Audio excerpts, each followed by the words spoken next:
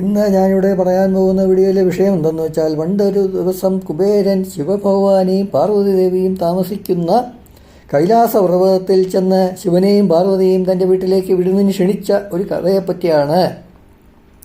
കുബേരൻ തൻ്റെ സമ്പത്തിനെ പറ്റിയുള്ള അഹങ്കാരം കാണിക്കുന്നതിന് വേണ്ടിയിട്ടാണ് ഈ ശിവനെയും പാർവതിയെയും ക്ഷണിക്കാൻ വന്നിരിക്കുന്നത് എന്ന് മനസ്സിലാക്കിയ ശിവനും പാർവതിയും കൂടി തങ്ങൾക്ക് ഇപ്പോൾ കൈലാസം വിട്ട് മറ്റൊരു സ്ഥലത്തേക്ക് പോകുവാൻ നിവൃത്തിയില്ല എന്ന് കുബേരനെ അറിയിച്ചപ്പോൾ, കുബേരൻ എന്നാൽ ഗണപതി ഭഗവാനെയും സുബ്രഹ്മണ്യ സ്വാമിയെയും എങ്കിലും തൻ്റെ വീട്ടിലേക്ക് വിരുന്നിന് പങ്കെടുക്കാൻ വിടണമെന്ന് പറഞ്ഞപ്പോൾ, ഗണപതിയെ കൂടെ വിടാമെന്ന് പറഞ്ഞ് അവർ ഗണപതിയെ കുബേരൻ്റെ കൂടെ പറഞ്ഞു വിട്ടു. അന്ന് ഗണപതി ഭഗവാൻ വളരെ പ്രായം കുറഞ്ഞ ഒരു ചെറിയൊരു കുട്ടിയായിരുന്നു. അപ്പോൾ കുബേരൻ ഗണപതിയെ തൻ്റെ തോളിലെടുത്തുകൊണ്ടാണ് തൻ്റെ വീട്ടിലേക്ക് പോയത്. തൻ്റെ കൊട്ടാര തുല്യമായ വീട് മുഴുവനും ഗണപതി ഭഗവാനെ കൊണ്ടുപോയി കാണിക്കുകയും ചെയ്തു. ഗണപതി ഭഗവാന് കുബേര ഭഗവാന്റെ ഈ അല്പത്വം കണ്ടപ്പോൾ ഉള്ളിൽ ചിരിയാണ് ഉണ്ടായത്. എങ്കിലും ഒന്നും പുറമേ കാണിക്കാതെ ഒരു കുട്ടിയുടെ നിഷ്കളങ്കമായ ഭാവത്തോടു കൂടി അതെന്താ ഇതെന്താ ആ കാണുന്നത് എന്താ ഇതെന്തെന്നൊക്കെ ചോദിച്ച് കുബേരന് അപ്പോൾ കുബേരന് തോന്നി തൻ്റെ വീട് മുഴുവൻ ഗണപതിക്ക് വല്ലാതെ ഇഷ്ടപ്പെടുകയും അതുകൊണ്ടാണ് ഇങ്ങനെയൊക്കെ ചോദിക്കുന്നതെന്ന് അങ്ങനെ ഒരു തോന്നൽ ഉള്ളിലുണ്ടായി. എന്നാൽ ഈ എല്ലാ വിവരവും ഉള്ള ഗണപതി ഭഗവാൻ ഇതൊന്നും വെറും നിസ്സാരമാണെന്നുള്ളത് കുബേരന് അറിഞ്ഞുകൂടായിരുന്നു. അങ്ങനെ തൻ്റെ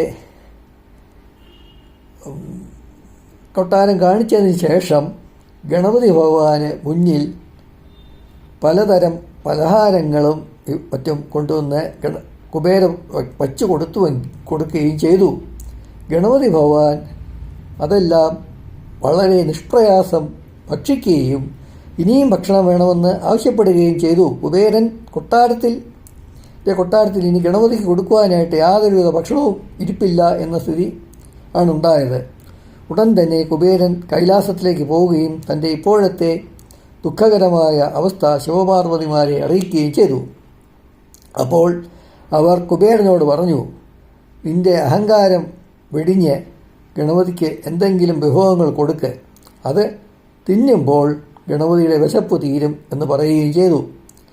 ഇത് കേട്ട പാതി കേൾക്കാത്ത പാതി കുബേരൻ അവിടെ അടുത്ത ഒരു കടയിൽ നിന്നും ലഡ്ഡുവും ജിലേബിയും പോലുള്ള മധുര പലഹാരങ്ങൾ വാങ്ങിച്ച് ഗണപതിക്ക് മുന്നിൽ കൊണ്ടുവന്നു വച്ചു.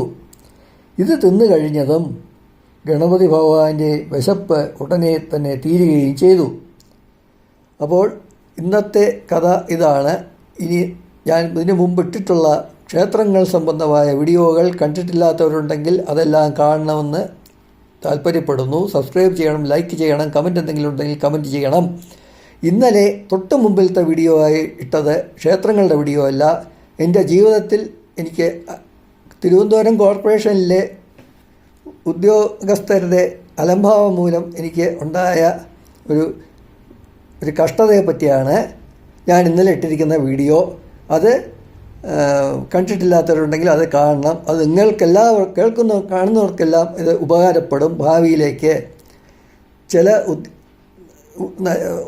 ഉദ്യോഗസ്ഥർ കാണിക്കുന്ന മോശപ്പെട്ട പ്രവൃത്തികൾ കാരണം അവിടെയുള്ള ബാക്കിയുള്ള ഉദ്യോഗസ്ഥന്മാരെയും കൂടെ ആൾക്കാർ അങ്ങനെ ചീത്ത കണ്ണോട് കൂടി കാണാൻ വരാവുന്ന ഒരു സംഭവമാണ് ഇങ്ങനെ.